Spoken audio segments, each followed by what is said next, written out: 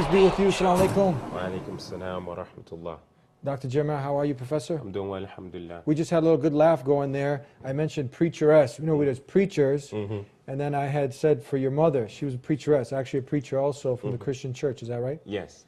Yeah. So tell us a little about yourself. You're a professor at the UIC University, and we met one time before when I was actually there, and you got to talking on the panel, and I really enjoyed interviewing you somewhat. And you had an incredible story. And as I started off, not one preacher in the family, but two, mother and father, and now you're one who's wishing peace back to me to you, and you're Muslim. How did this all come about? Well, for the people I already know, but for the people now, I thought it was such an incredible story that we had to share this with the rest of the world one more time. Well, I was born here in Chicago. I was born on the south side of Chicago. I'm the oldest of 7. At the time, there were 4 of us. My mother and father had 4 children. And eventually, when I was very young, we moved down to Mississippi. My parents were very active in the Christian church, and there was a movement to get people to move out of the cities, to move more to rural areas. So we moved down there, and both of my parents were very active in church. We went to church almost every day. Both of them used to take turns giving the sermon they used to preach in church. My father used to write Christian songs. So I basically just grew up in the church. And I think being a part of the church and having a lot of time to spend with the Bible, we had to memorize books of the Bible. We did a lot of study of the Bible. We fasted. We observed the Sabbath. All of those things.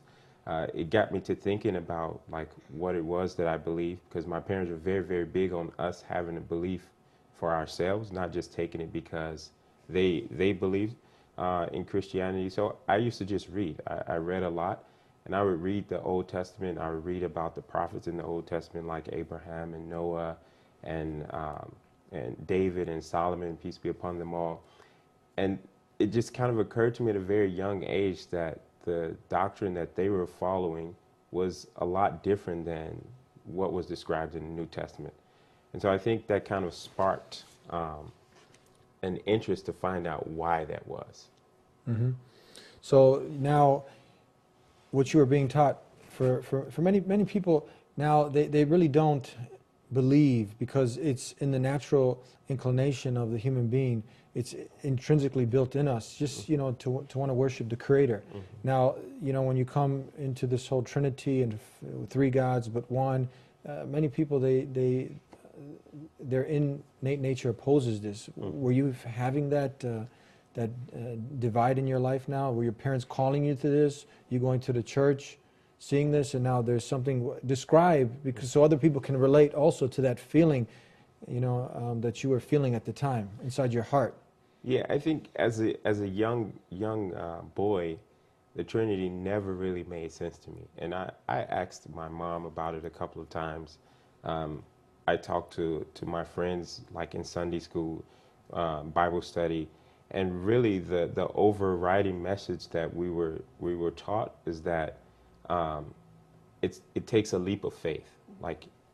No one was actually able to really explain it to me.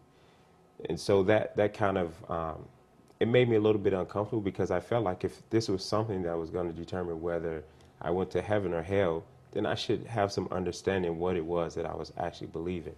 But as a young child, as I said, I was living in a very rural area in Mississippi, and eventually we moved to Louisiana. There wasn't a lot of other options as far as what one could believe.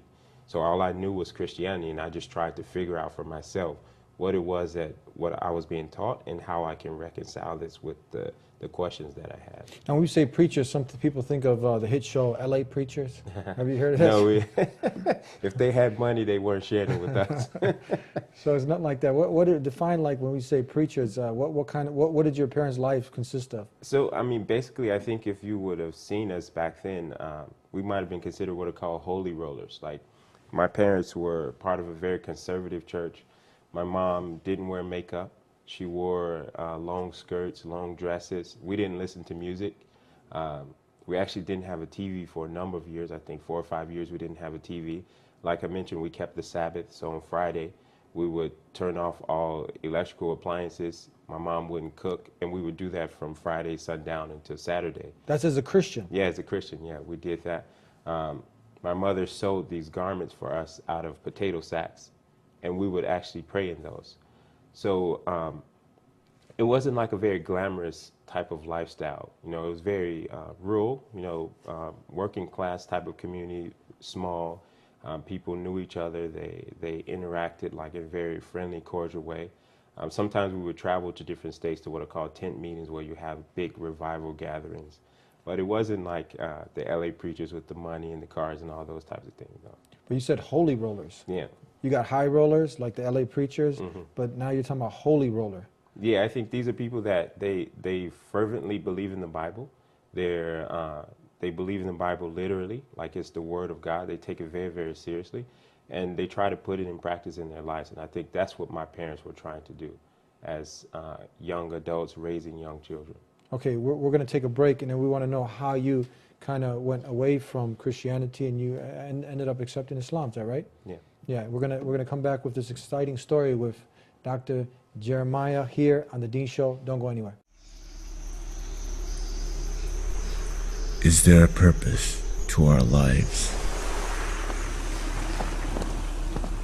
Do we simply exist to make a living? Or were we meant for something greater? Something more meaningful?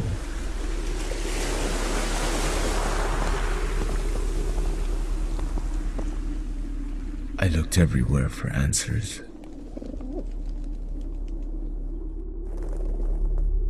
And I found Islam.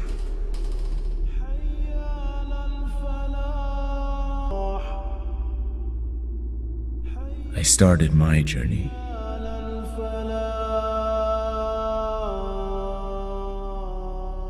Have you started yours? Please subscribe to The Dean Show. Follow us on our official Facebook and Twitter pages in the links below. Please also help support The Dean Show by making a donation in the link below. Back here on the Dean Show. Now, Dr. Jeremiah, you're a man of academia, you know, someone who's prudent, wise. For you, usually when you go into the universities, they try to just cut out God altogether. And you actually, that didn't happen to you. You stuck with religion, not the same religion of your parents, but were you at a point in your life tempted now to just leave off religion altogether? No, I can't. I don't recall ever like having the feeling that I would not believe in God. Like I said, my parents were very serious about God. Even before, like when they were very young, they got married very young. There were certain things that happened in our lives that like made us believe that there was God. Like for example, I remember when we were living here in Chicago, and we needed a new car. Every morning, my mom would go out to the window and say, "Do you see it yet? You know, God is going to bring it. God is going to bring it." And so we got used to like reliance on God, expecting that the things that we obtained were actually from God. And so atheism just never made sense to me. I can never like consider myself believing that there was no God. But at the same time, from a belief perspective, Christianity also didn't make sense. So I think I was looking for something that like was straightforward, simple, easily explained, and something that I can put into practice in my life. Do you think a lot of atheists have just hijacked science? They hide behind science because, you know, as Muslims, we're very, I mean, scientific. The Quran is not a book of science, but it has a lot of facts about science, things that are verifiable. So do you think you see a lot of people of atheism, they hide behind science? They've hijacked it somewhat. Maybe to a certain extent, but I think really it's probably just arrogance, because I think the few people that I've talked to that are atheists, they kind of have the idea that if I can't explain it, then it doesn't make sense. If I don't have tools to measure it, then it doesn't make sense. And I think that's like just the height of arrogance. There are a lot of things outside of our experience that we don't even know, we can't detect them. And so we certainly can't explain away what's happening. So I think really it's arrogant. It's also kind of confusion. Like I remember my oldest son, when he was about 4 or 5, he asked my wife where was she when he was born, and we kind of laughed because she was doing the work on that day, and like we tried to explain to him how it came about, and he just didn't believe it because he didn't remember that. So that's kind of how I see atheists, and I just if they don't have the firsthand knowledge or capability of measuring or detecting it, they just assume that that phenomenon is not happening. And to me, it's just kind of silly, like the same way I look at my son. Like, he was just kind of inexperienced. He was young. And now that he's older, he's almost 9, and he's seen pregnant women. He's been able to experience certain types of things happening, and he can see that, his mom did birth him. Similarly, the same way we believe in God. Now, we know that the Islamophobia now, you have a lot of racist people out there, and now it's kind of shifted towards the Muslims. And did you see the same back then? Was it anywhere near the level that it is now, today? No, I think it's much more organized now. I think after 9/11, a lot of us were expecting that. I was a new Muslim, but we were expecting to see this kind of like coordinated anti-Muslim backlash. But I don't think it really started until about 2010. I remember the World Trade Center mosque controversy. That's where it seemed to really, really pick up. And now it seems like there's a well-coordinated effort. They have a lot of money, and they have people who regularly appear on TV pretty much just denigrating Muslims for all kinds of crazy things. How do you, have you had experiences with people who are kind of closed-minded, and how do you deal with it? When people, recently we had, we get hundreds of emails. People from all over the world email us, and usually we get good feedback from the program. Even people who were very ignorant about Islam, they didn't know anything about it, they watched some of the shows, and you know what, their false fears kind of start to diminish.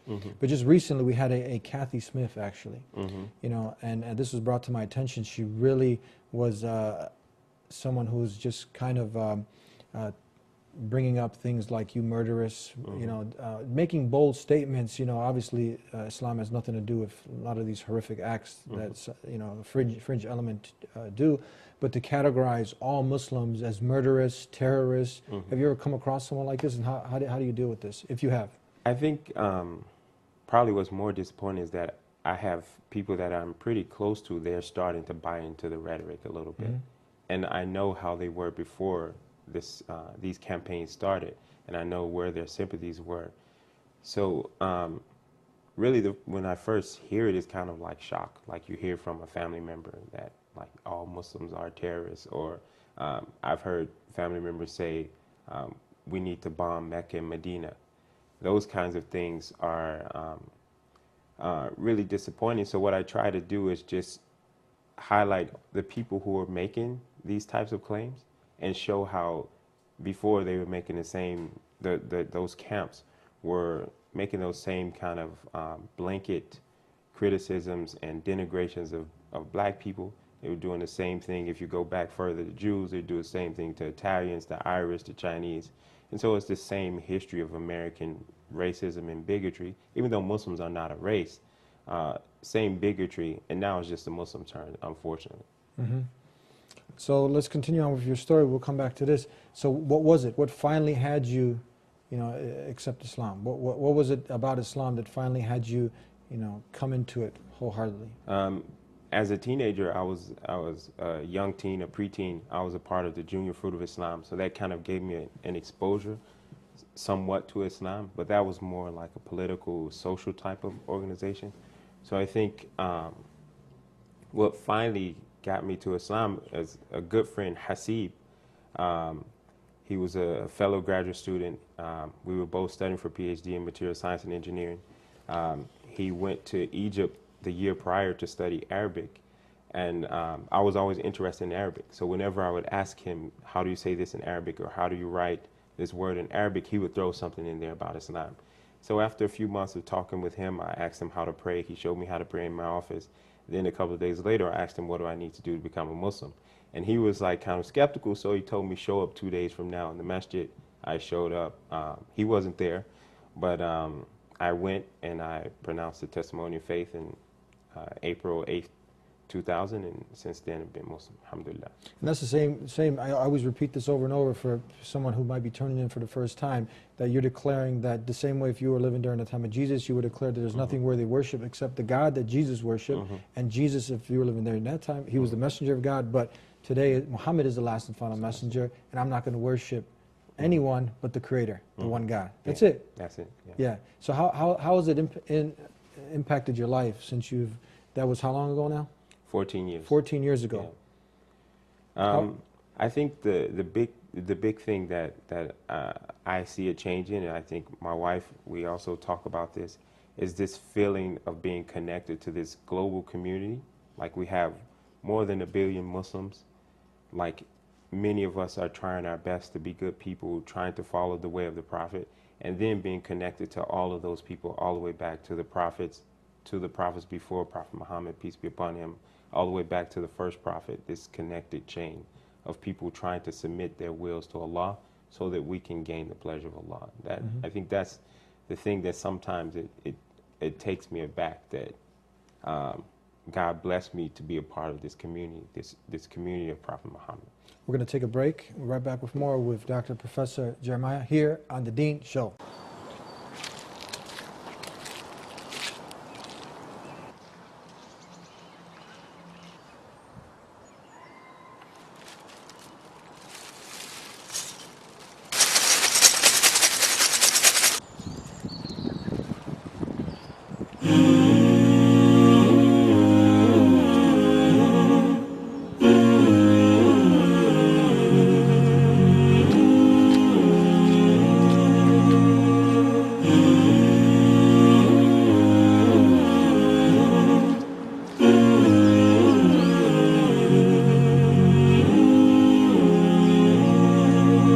Please subscribe to The Dean Show. Follow us on our official Facebook and Twitter pages in the links below. Please also help support The Dean Show by making a donation in the link below.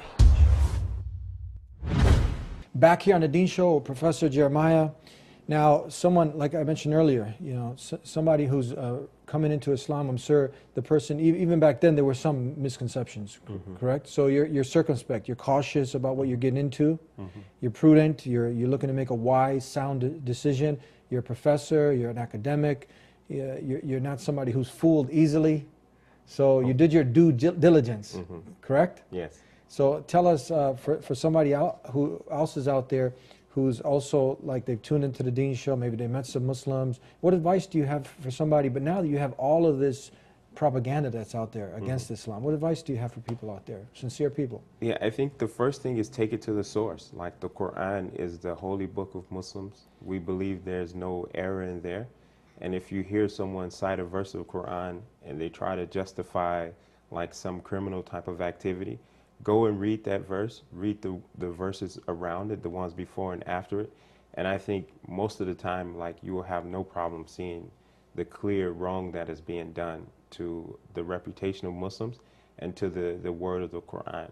And then if, in that case, if there's still some issues, I think there are lots of Muslims around. Not everyone is prepared to answer questions about the Quran, but if you have a Muslim friend or a co-worker, ask them questions, and if not, you can contact your local mosque or Islamic center. And there's a lot of information on the internet. I'm a little bit cautious about suggesting that people look for information on the internet, because there are like sites that they're trying to look like they're Muslim sites, but they're not. But I think the main thing is that people have to challenge themselves to not just take things, the first thing that they hear, like verify information, check the information. The Quran can defend itself. Like we don't have to defend the Quran. The Quran is capable of defending itself. So read the Quran. Ask yourself, is this actually what the Quran is saying? Isn't it amazing that even with all this false propaganda against Islam, that Islam, continues to be the fastest growing religion, and more women are entering Islam than men? Isn't this amazing? It is. It is amazing. And actually here in Chicago, we have a lot of white Muslims, new white Muslims, which to me is like just amazing, because there's a lot of pressure on white people. If you convert to Islam, you're seen as like this huge outcasts. Like in African American community, we've been historically more receptive to Islam. But here in Chicago, we have a lot of white brothers and sisters that are embracing Islam, and I think that's because before they were Muslim, they challenged themselves and they tried to see, what is this religion about? And if you look and you open your heart, you can't help but be convinced. One of the other false misconceptions is that Islam oppresses women, that women have no role in the society, community. And recently we had something on our Facebook page. It was a post about the oldest university that was in the world, that was established by a Muslim woman, Fatima, in Morocco. And then we asked the Muslim women to come on, right, and to voice their voices. And they came on by the dozens, you know. So many women came on talking about, and these are converts, people, women who've accepted Islam, and talking about how Islam has liberated them, how they feel this peace and happiness. And this was something that is amazing. So have your parents, have your siblings, have your family members been receptive now to you? It's been a long time now, but now that they've seen your character improve, you obviously become a better human being. How is their attitude towards Islam? And you've been? My family has always been positive. Yeah. My immediate family has always been positive. My parents, my siblings. I haven't had any negative reaction from any of my family. Actually, when I told my family and friends that I converted to Islam, a lot of my friends were like, okay, who's surprised about that? You know, they were just expecting it to happen. No, I haven't had any negative responses from my family. But one thing that I have noticed is that my family is they tend to take up, my immediate family, they will take up for Muslims even when we're not there. Like if there's a conversation with someone else, they will defend the Muslims. And I think that's because we've tried to maintain good relationships. And that's something that is encouraged in Islam, that's emphasized in Islam. Did I answer your question? Yes. I feel like I lost the point. Tell me, when I was there at the university, there was a gentleman who was in the audience, and I had asked him if he was, because he was really inclined towards Islam. Okay, now I have your previous. Can I go back? Yeah, go ahead. Okay, so I think it's clear that Islam does not oppress women. Islam is a way of life, and if you look into the rules of Islam, the rulings of Islam, then definitely they're there for like a sound, healthy society. And I think what we need to be careful as Muslims is that we don't use our own personal insecurities to defame the quote-unquote image of Islam. So there are some people amongst us, mostly men, that might take some liberties that are not theirs, but Islam doesn't give them that. Yeah. Like Islam doesn't give Muslim men the right to oppress Muslim women. And I think you'll see that when you talk to Muslim women, that the ones that know the religion, that have studied their religion, they will say this is not from the religions. Yeah. So if there is some negative thing, it's from people, and people will find something to justify whatever they're doing, whether it's Islam, Christianity, Judaism, or whatever. Now, if this Fatima, who established the first, the oldest university in the world, now this is by a Muslim woman, when now the women in this country didn't get those rights till somewhat, you know, they're still fighting for rights, but I'm talking about this was in the 1800s, and we're talking about this was back in the 8th century. So, I mean, when you just study a little bit of the history and you take off those blinders. Yeah, and I consider myself a beneficiary of that legacy personally. My teacher and like the person that taught us like how to practice Islam, the rules of fiqh, he graduated from that institution. He's now an instructor at Zaytuna in California. So I'm thankful. May Allah bless her for her sacrifice. I really the sister Fatima. Fatima, yes. yeah. Amazing, yeah. So 1,000 years later, we're still benefiting. Alhamdulillah. Tell us, before we cut out, there was a Latino brother who was in the audience. We asked him if he wanted to accept Islam. He was inclined towards it. At that time, he didn't. We got word that he actually accepted Islam. Do you know the brother? Yes, I do. He did. Tell us a little bit about him. I don't know him very well, but I really liked the approach that he was taking. He was being very mindful. He wasn't like interested in just rushing into something based off emotion. And he asked very good questions. He made good friendships with Muslims, and he actually observed the character of the Muslims first, which I think is important. He got a chance to be around the Muslims. I think that's really what convinced him in the end, because a lot of times people are convinced about Islam, but they don't know what their life is going to be like. They don't know, like, how am I going to have friends? Will I have to change how I dress or the food that I eat? And once he saw that people accepted him as he was, that his belief system was gonna change, and the rest was up to him, I think he was comfortable, and he became Muslim. And became Muslim, Yeah, one who submits to the will of the Creator, not the creation. Thank you. We're out of time, Professor.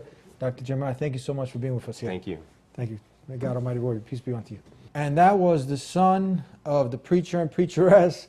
Two preachers accepted his way of life. By the way, Muslims love Jesus, and no Muslim is a Muslim unless he believes or she believes in Jesus as a mighty messenger. And this is the simple belief that a Muslim believes in all the messengers of God. And we submit only to God. And Islam is a beautiful way of life that's practiced by over 1.7 billion people in the world. One out of every 4 people is a Muslim. We have a book, a believable message. And we have facts in it, not fiction. So if you'd like to pick up the Quran, call us at 1-800-662-ISLAM. This is just one of those stories that we got to share with you out of the many that you can watch at thedeanshow.com. We have so many people. Look, with all the false propaganda, people are accepting Islam on a daily basis. Why? Why? If it teaches terrorism, if it teaches things that go against humanity as a whole, it doesn't. And that's why people, sincere people are ridding themselves of this racism and this hatred.